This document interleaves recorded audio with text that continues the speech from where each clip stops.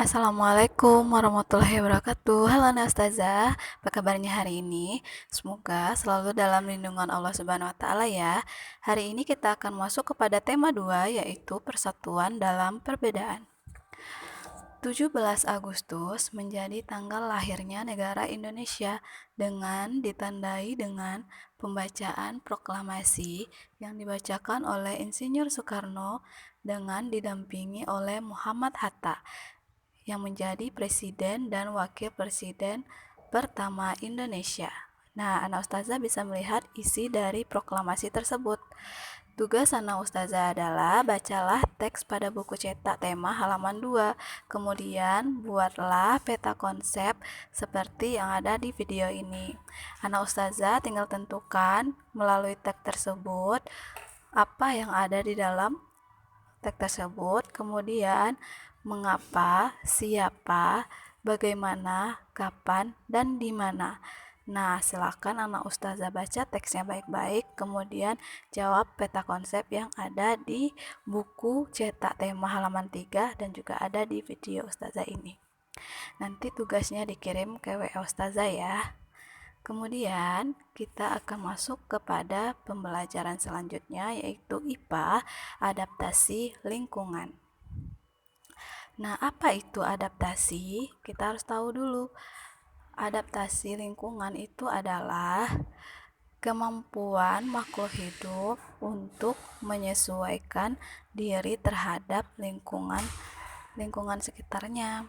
Nah, berdasarkan habitatnya, tumbuhan itu dibagi menjadi 5 jenis. Yang pertama yaitu xerofit, yaitu tumbuhan yang dapat hidup di lingkungan yang sedikit air. Contohnya adalah kurma, kaktus, dan lidah buaya. Nah, kaktus ini adalah tumbuhan yang hidup di gurun dan panas dan kering. Tumbuhan kaktus beradaptasi di daerah kering dengan mengubah bentuk daunnya menjadi tebal. Nah, yang tebal ini mampu menyimpan air yang banyak sebagai cadangan air. Nah, cadangan air itu diperoleh pada saat musim hujan. Kemudian yang kedua adalah halofit. Halofit adalah tumbuhan yang hidup di lingkungan dengan kadar garam yang tinggi. Misalnya di laut, muara sungai, dan pantai. Contohnya adalah tumbuhan bakau. Tanaman bakau umumnya hidup di tepi pantai. Bakau memiliki akar tunjang untuk menumpang batangnya agar tidak tenggelam di air. Selain itu, akar tunjang juga berfungsi untuk mengambil air. Yang ketiga adalah hidrofit, tumbuhan yang dapat hidup di air. Contohnya adalah teratai. Teratai adalah tumbuhan yang hidup mengapung di air. Nah, teratai memiliki bentuk akar, batang, dan daun yang khas.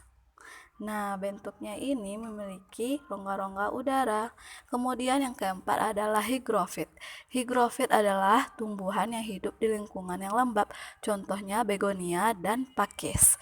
Yang kelima adalah adaptasi tumbuhan di lingkungan yang miskin nitrogen. Nah, jenis tumbuhan ini melakukan adaptasi dengan cara menangkap serangga kemudian mencernanya sebagai sumber nitrogen. Hal tersebut juga disebut dengan inseksida atau pemakan serangga. Contohnya adalah kantong semar.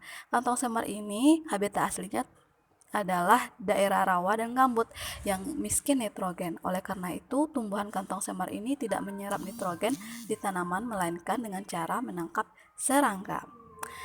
Nah, anak ustazah, demikianlah pembelajaran kita hari ini.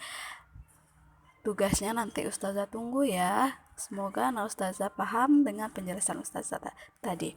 Oke, ustazah akhiri dengan Assalamualaikum warahmatullahi wabarakatuh.